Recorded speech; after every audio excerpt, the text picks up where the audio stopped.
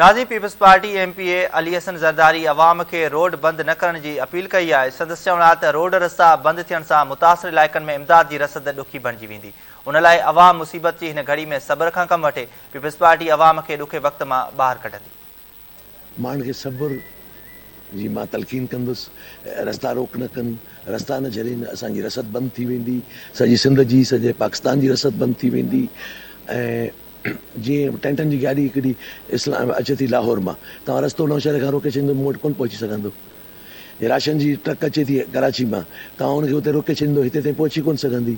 दवाउनि जी गाॾी अचे थी, दवाऊं अचनि थियूं, उनखे तव्हां रोके छॾींदो राशन जी बैग वठण जे लाइ, त उहा ट्रक कोन पहुची सघंदी, कंहिंजी जान न हली वञे।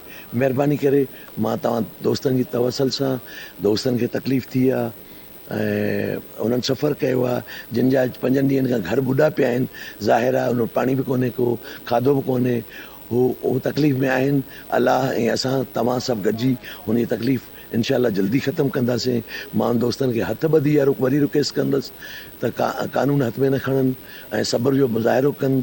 इनशाला ताला Pakistan Peoples Party, Sindh government, Pakistan government, असां जनाब आसिफ अली ज़रदारी, अदीब फरियाल, हितां जी टीम, हितां जो तारिक मसूद आराई साहब, ज़ियाल अंजार साहब, सभु दोस्त गॾु आहियूं हुनखे रेस्क्यू करण जे लाइ, हुनजे रिलीफ जे लाइ।